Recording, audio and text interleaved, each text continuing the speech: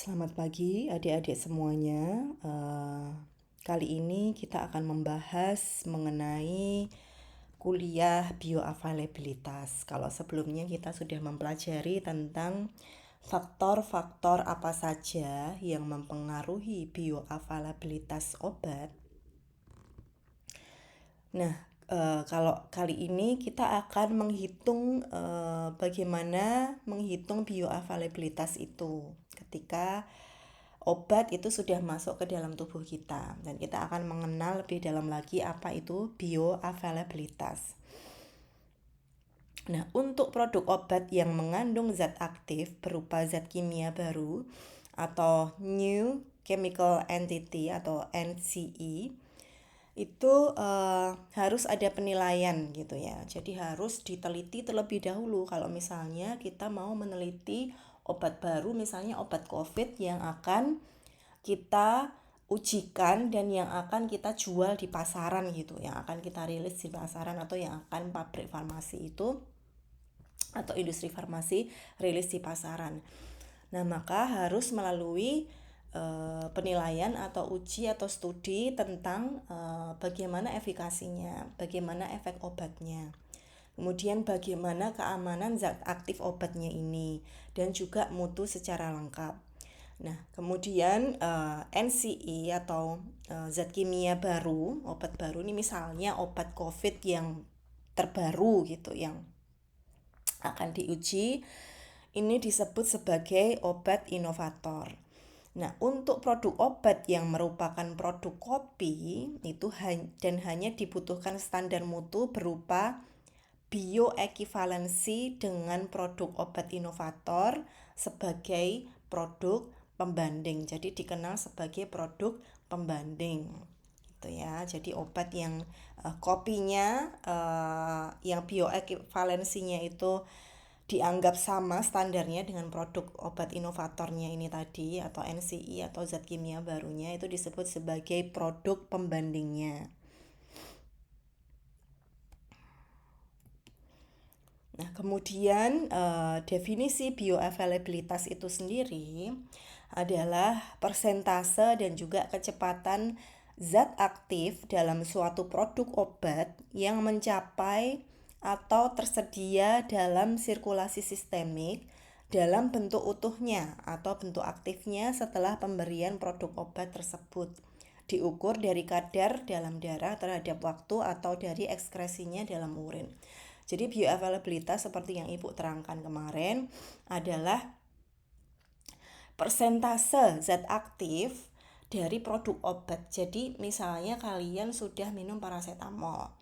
Paracetamol masuk ke dalam lambung, kemudian diabsorpsi ke dalam usus, kemudian masuk ke aliran darah.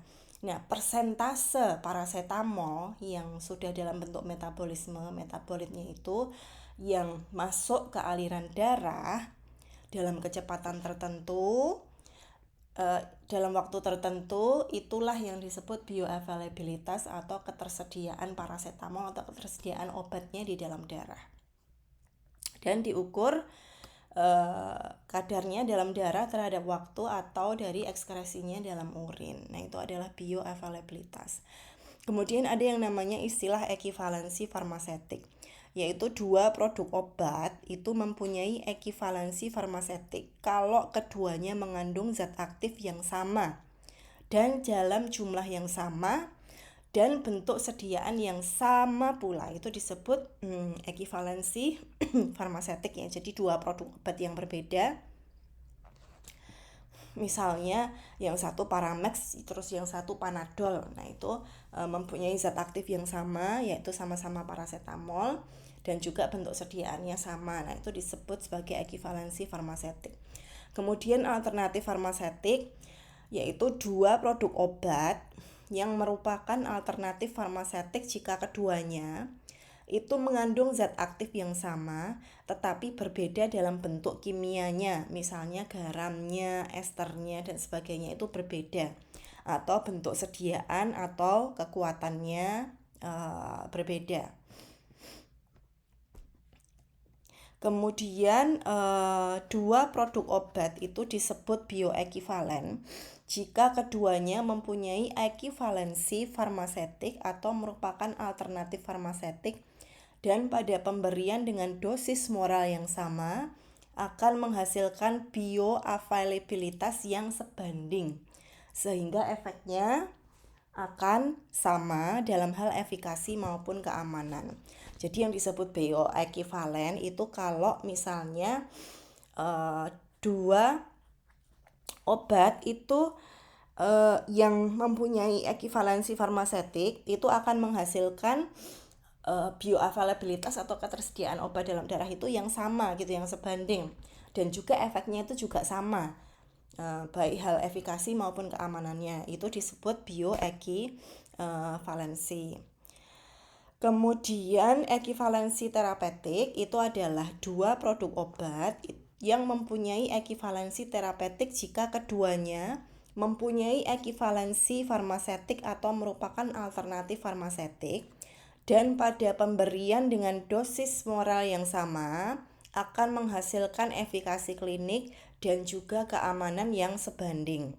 Nah, maka diperlukan uji klinik. Jadi maksudnya ekivalensi terapeutik itu adalah dua produk obat itu kalau misalnya punya ekivalensi terapeutik, dianggap mempunyai ekivalensi terapeutik kalau misalnya dia itu mempunyai ekivalensi farmasetik dan kalau misalnya dalam pemberian dosis normal yang sama, ini maksudnya itu bisa menghasilkan efek klinik dan keamanan yang sebanding atau yang kurang lebihnya sama gitu. Jadi agar membedakannya itu bisa diperlukan uji klinik.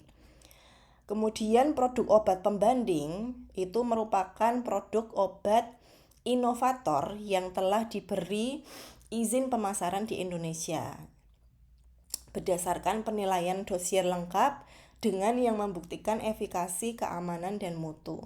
Nah, produk obat pembandingnya ini itu juga harus disetujui oleh Badan POM sebelum digunakan. Dan produk obat kopi yaitu produk obat yang mempunyai ekivalensi farmasetik atau merupakan alternatif farmasetik dengan produk obat inovator atau pembandingnya sehingga dapat dipasarkan dengan nama generik atau nama dagang gitu ya. Jadi produk obat yang dia itu mempunyai ekivalensi farmasetik dengan obat pembandingnya maka dapat dipasarkan dengan nama generik atau nama dagangnya. Lalu apa bedanya bioavailabilitas dan juga bioekivalensi? Dan bedanya apa antara studi bioavailabilitas dan juga studi bioekivalensi? Nah, kalau studi bioavailabilitas itu berguna dalam menetapkan pengaruh perubahan sifat fisikokimia bahan obat dan pengaruh produk bentuk sediaan pada farmakokinetika obat.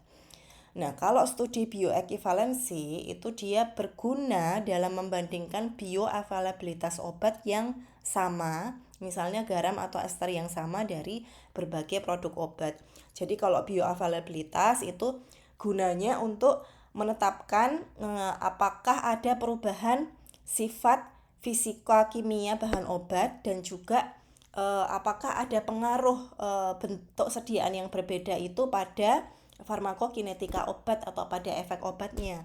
Tapi kalau studi bioekivalensi itu berguna untuk membandingkan bioavailability atau bioavailabilitas atau ketersediaan obat ketersediaan dua obat yang sama dari berbagai produk obat. Jadi misalnya paracetamol, panadol itu tadi Panadol, Paramek gitu misalnya dibandingkan gitu ya bioavailabilitasnya, apakah nanti Paramek itu nanti lebih bioavailabilitasnya atau ketersediaan persentase obat di dalam darahnya itu apakah lebih tinggi daripada yang Panadol. Nah, itu disebut studi bioekivalensi. Nah, uji bioavailabilitas dan bioekivalensi ini dapat dipertimbangkan sebagai ukuran tampilan produk obat untuk in vivo, untuk uji in vivo. Nah, kalau misalnya produk obat dinyatakan bioekivalen dan juga ekivalen terapeutik, maka profil kemanjuran klinis dan juga keamanan produk obat tersebut itu dianggap sama dan digantikan satu dengan yang lainnya gitu ya. Jadi misalnya uh, Paramex sama Panadol gitu ya. Kalau misalnya dia diuji nih dua-duanya, kemudian dianggap bioekivalen dan juga ekivalen terapeutik, maka dua-duanya itu dianggap berefek baik dan juga dianggap sama-sama aman gitu ya, dianggap sama dan bisa digantikan satu sama lain. Jadi misalnya karena Panadol dan Paramex sudah bioekivalen, maka kalau misalnya tidak ada Paramex ya bisa diganti Panadol. Kalau misalnya tidak ada Panadol ya bisa diganti dengan Paramex gitu, minum Paramex kalau pusing gitu misalnya. Lalu bioavailabilitas itu penentuan bioavailabilitas suatu produk itu sangat penting ya untuk diketahui, untuk mengetahui jumlah serta berapa cepat gitu loh obatnya akan diabsorpsi. Jadi misalnya sangat penting gitu untuk mengetahui paracetamol gitu ya. Paracetamol sangat penting dilakukan uji bioavailabilitas karena untuk mengetahui berapa banyak dia yang apakah yang akan masuk ke pembuluh darah, yang diserap ke pembuluh darah itu nanti akan banyak atau sedikit. Nah, kalau misalnya banyak, ya berarti lolos uji bioavailabilitas, makanya produknya bisa dipasarkan. Tapi kalau misalnya dulu waktu di awal uji paracetamol sebelum dirilis ke masyarakat, kalau misalnya uji bioavailabilitasnya atau konsentrasi paracetamol di dalam darahnya cuma sedikit banget yang bisa diserap, ya kemungkinan kita tidak akan meminum paracetamol saat ini karena paracetamolnya tidak jadi diedarkan gitu. Kemudian availabilitas sistemik suatu obat itu dicerminkan dari luas area di bawah kurva. Kalau kalian sudah belajar farmakokinetik, maka luas area di bawah kurvanya itu dia mencerminkan yang namanya bioavailabilitas atau ketersediaan obat di dalam darahnya. Kemudian area under curve, area di bawah kurva, itu berguna sebagai ukuran dari jumlah total obat yang utuh, yang tidak berubah, yang bisa mencapai pembuluh darah atau sirkulasi sistemik. Nah, AUC itu tergantung pada jumlah obat yang tersedia atau FDO dibagi tetapan laju eliminasi atau K dan juga volume distribusi atau VD. Nah, bioavailabilitas di sini perhitungannya adalah AUC gitu ya. Area under curve dianggap bioavailabilitas, yaitu sama dengan fraksi dosis terabsorpsi dikalikan D0-nya. D0 itu maksudnya dosis awalnya, kemudian dibagi kecepatan eliminasi dan juga volume distribusi. Nah, F di sini itu adalah fraksi dosis terabsorpsi, di mana F kalau misalnya 1, kalau pemberiannya intravena, nanti kasusnya pemberiannya intravena, maka F-nya dianggap 1 dan dianggap terabsorpsi sempurna. Karena kan intravena kan tidak perlu lewat hati dulu obatnya, tidak perlu mengalami metabolisme di hati. Jadi biasanya dia bioavailabilitasnya F-nya itu dianggap 1 atau terabsorpsi seluruhnya di pembuluh darah. Nah, kalau misalnya pemberiannya per oral lewat obat minum, lewat mulut, maka F-nya dianggap 0 atau 1. Jadi bisa jadi obat yang tidak terabsorpsi atau dapat terabsorpsi sempurna. Nah, kemudian ada yang namanya bioavailabilitas absolut, yaitu suatu angka yang menunjukkan perbandingan bioavailabilitas obat yang diberikan secara ekstravaskuler terhadap intravaskuler. Ekstravaskuler itu pemberiannya lewat per oral, kemudian lewat dubur, lewat kulit transdermal, atau lewat subkutan di bawah kulit gitu ya. Dan itu dibagi terhadap intravena. Dan dapat diukur dengan membandingkan AUC produk yang bersangkutan setelah pemberian oral dan intravena. Nah, dari data plasma nanti setelah kita misalnya menyuntik dari mencitnya atau dari tikusnya, diambil darahnya, kemudian ditentukan data plasmanya. Nah, nanti bisa dihitung F absolutnya sama dengan AUC per oral dikali dosis intravenanya dibagi AUC, konsentrasi AUC intravena dikalikan dosis per oralnya. Dan dari data urin itu ditentukan sebagai berikut, yaitu F absolutnya adalah U0, konsentrasi urin ya, konsentrasi obat di dalam urin untuk pemberian per oral yang tak terhingga dikalikan dosis intravenanya dibagi ini konsentrasi obat di dalam urin yang tak terhingga, jadi konsentrasi tak terhingganya dari pemberian obat intravena dikalikan dosis per oralnya. Dan F di sini dinyatakan sebagai fraksi atau persen. Ini fraksi atau persen. Kemudian ada yang namanya bioavailabilitas relatif. Nah, bioavailabilitas relatif itu adalah suatu ukuran yang menunjukkan perbandingan kecepatan dan juga derajat suatu sediaan obat dalam mencapai sirkulasi sistemik terhadap sediaan lain yang digunakan sebagai pembanding. Dan dari data plasma ditentukan sebagai berikut. Ada yang namanya F relatif, yaitu konsentrasi AuCA dikalikan dosis B dibagi konsentrasi AuCB dikalikan dosis A-nya gitu. A itu maksudnya A sama B itu adalah obat inovatornya dan obat pembandingnya. Dan dari data urin bisa ditentukan sebagai berikut, yaitu adalah F relatif, jumlah obat di dalam urin atau jumlah total obat yang diekskresikan di dalam urin pada obat A yang tak terhingga, kemudian dibagi jumlah total obat yang diekskresikan dalam urin dalam waktu tak terhingga dari obat B dikalikan 100. Nah, itu adalah bioavailabilitas relatif. Nah, metode penilaian bioavailabilitas adalah pertama dengan mengambil konsentrasi obat di dalam plasma. Nah, nanti akan dapat data profil farmakokinetik, dapat data Tmax-nya, yaitu berapa lama gitu waktu yang diperlukan untuk mencapai konsentrasi obat maksimum setelah pemberian obatnya, dan juga Cmax, yaitu berapa konsentrasi obat maksimum dalam plasma setelah pemakaian obat secara oral, dan juga AUC-nya, yaitu jumlah total obat aktif yang mencapai sistemiknya. Kemudian ada metode konsentrasi obat dalam plasma dan juga ada dengan menggunakan metode ekskresi obat lewat urin. Dalam artian kita yang satu mengambil obatnya, mengambil darah lewat plasma, kemudian yang kedua kita menghitungkan kadar obatnya yang yang diekskresikan lewat urin. Jadi urinnya yang diambil. Kalau yang A ini adalah darahnya yang diambil. Nah, itu nanti akan ketemu data-data seperti DU, yaitu jumlah kumulatif obat yang diekskresikan lewat urin, dan ada DDU per DT, yaitu adalah laju ekskresi obat di dalam urin. Dan juga ada yang namanya T, yaitu adalah waktu untuk terjadi ekskresi obat maksimum di dalam urin.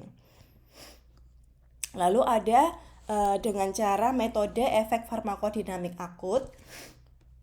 Nah, nanti ketemu Emax-nya, yaitu efek farmakodinamik maksimum, dan waktu untuk mencapai efek farmakodinamik maksimumnya, serta ada AUC, efek farmakodinamik dan waktu, serta mula kerja efek farmakodinamik. Dan bisa juga dengan pengamatan klinis, yaitu uji klinis dengan kendali yang baik, dan juga studi in vitro, yaitu pelarutan obat di dalam organ gitu ya, organ hewan ujinya misalnya. Itu bisa diambil sampelnya, kemudian nanti bisa diuji bioavailabilitasnya. Ya, mungkin sekian dulu kuliah dari Ibu tentang bioavailabilitas ini.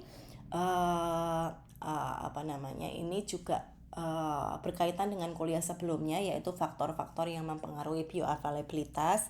Nah, coba kalian simak lagi dengan baik. Kalau misalnya ada yang masih kurang jelas, nanti bisa bertanya di grup WhatsApp ya, bisa bertanya di grup WhatsApp lewat petikan. Nanti akan kita bahas bersama-sama di situ. Oke, sekian dulu kuliah dari Ibu. Terima kasih. Wassalamualaikum warahmatullahi wabarakatuh.